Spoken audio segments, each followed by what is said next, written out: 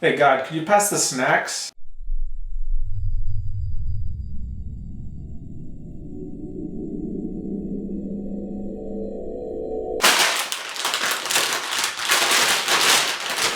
Thanks, God.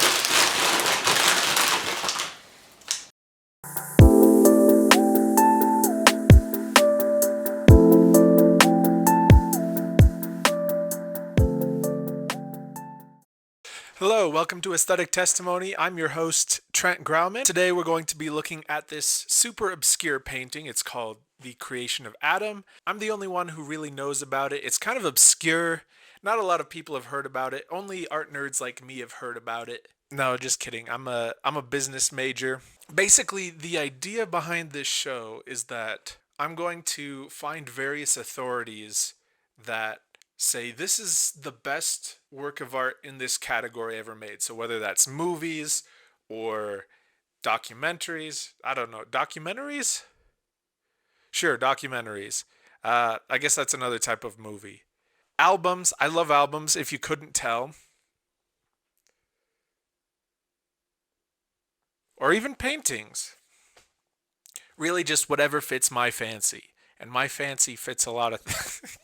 So, I'm going to be looking around for different articles that say this is the best movie ever made. This is the best painting ever made. And I'm going to base the entire show off of the presupposition that what they say is right and that these works of art have value. And then dig into why whoever wrote that article, whatever source this came from, said this is the greatest thing ever made. I think it's a lot of fun, and it's a cool premise that I've explored previously, actually. I used to have a podcast, which is probably over. We don't know officially. We never promised that it would end. But basically, the passion for the idea was mostly mine, and Joel was just kind of along for the ride. And we intend to put more effort in because we've been putting a little less effort in recently. No, No, no, I think No. we're fine. we're fine. Joel says we're fine. We're Okay. fine. Well, anyway, It's about normal effort. so we both kind of let the show die when it became no longer convenient for us to do it. But I still want to make something, so this is kind of a continuation of that series. If you want my opinion on some of the things that we covered previously, they will be in those episodes. We covered things like Pet Sounds, The Godfather, Taylor Swift's Folklore. If you're a folklore fan, don't go watch that video. And he was saying how excited he was for us to cover this album because he really likes it. You've just broken his Sorry, heart. Gabe. Tough beans, my friend. Yep. I don't like it. I hope we can still be friends. He hates you What now. if this is like the thing that cancels me? I'm not an art expert, but I do have an interest in exploring these topics. I'm really excited about analyzing different pieces of media and seeing why they connect with people. I think that's really cool. So it's less of a me telling you what to think about this and more let's explore this fun thing together. And I'm going to try and, you know, do some interesting analysis with that, but it's really coming from a place of wanting to understand more rather than expertise. So today we are going to talk about The Creation of Man, which I think is a fascinating painting for a number of reasons. First of all, being the dichotomy that it lays out between man, God, and the angels that surround him.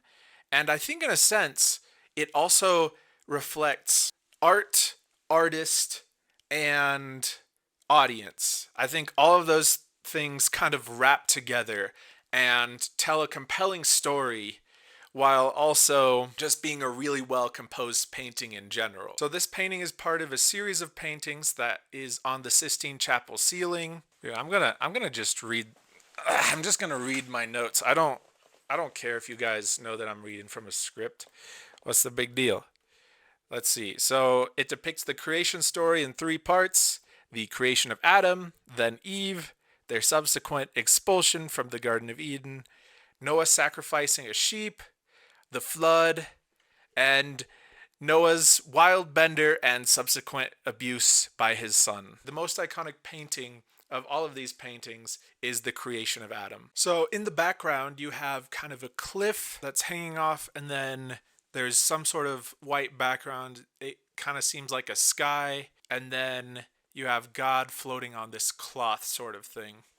It's really interesting how, in a sense, it's purely physical, but there's also a spiritual aspect that ties the whole piece together, where you're not really sure what's a physical representation and what is more symbolic. I always personally imagined the creation of Adam more as like in Lord of the Rings, when they're like forming the orcs in the mud. They're just getting in there with their hands, and then there's a dude comes out of the ground. So I gotta say, Michelangelo, I give you an F for accuracy.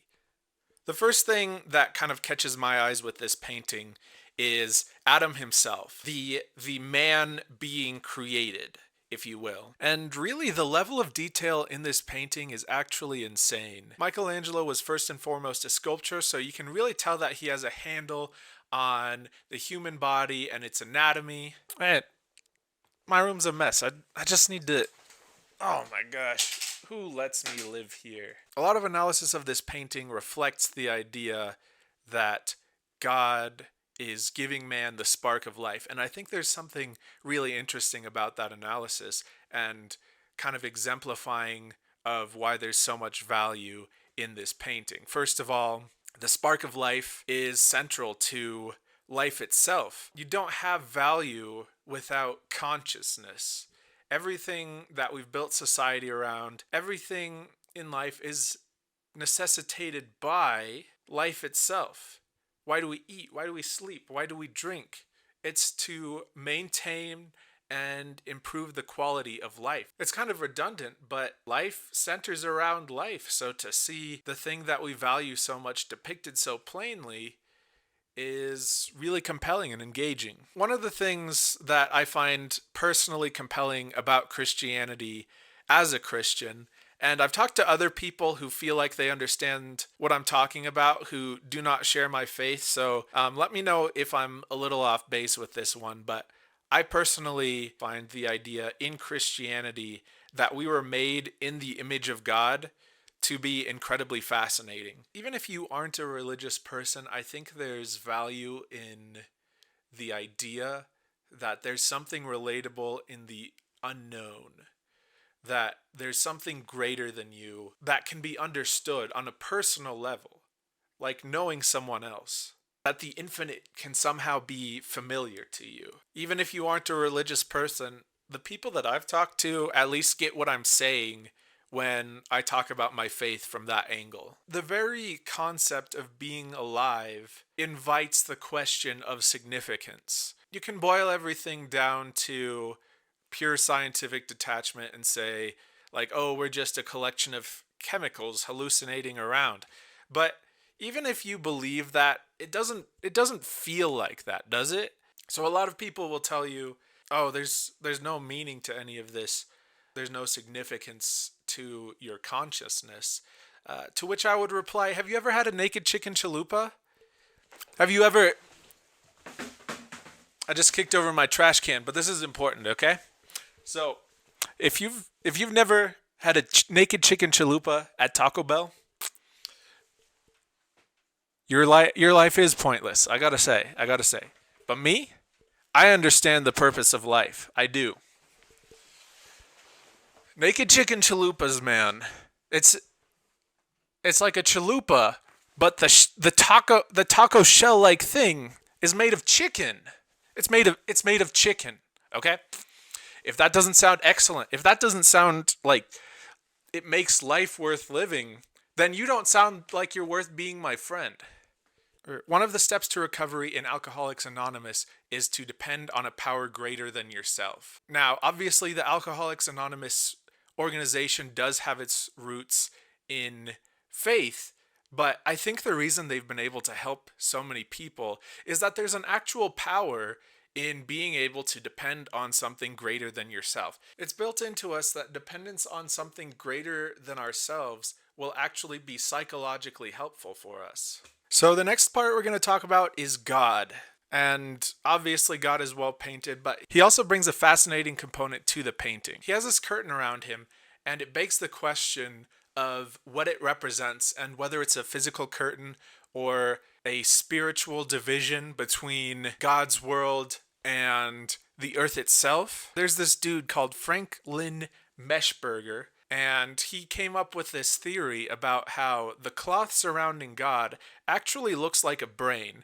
And then he links that idea to the idea that God gave Adam his intellect. But it's my brain. It kind of serves as a symbolic connection to artistry itself, which Michelangelo attributed to the intellect. So in a sense, it labels God as the artist and man as the art.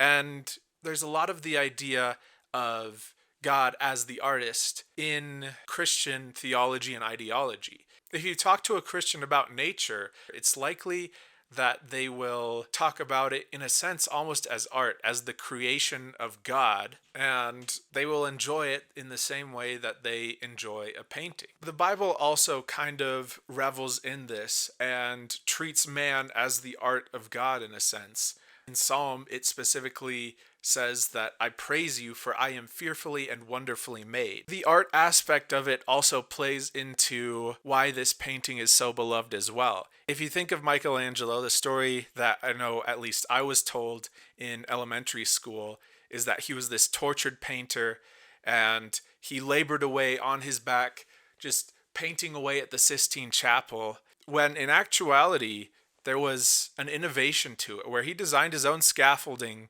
so that he could stand and paint and services could continue for the Sistine Chapel. The fresco paint also grew moldy, and they had to invent a new paint just to be able to paint the ceiling without it growing moldy. So the whole story of the creation of this painting is legendary in and of itself for the innovation that happened while making it. God is also surrounded by angels in this painting, which I find to be the most fascinating part of the picture. Probably the part that gets the least amount of attention, as the poses between God and Adam are quite iconic, but the angels are quite fascinating in and of themselves. They all have their own personalities, and I especially like the little dude who just doesn't seem like he wants to be there.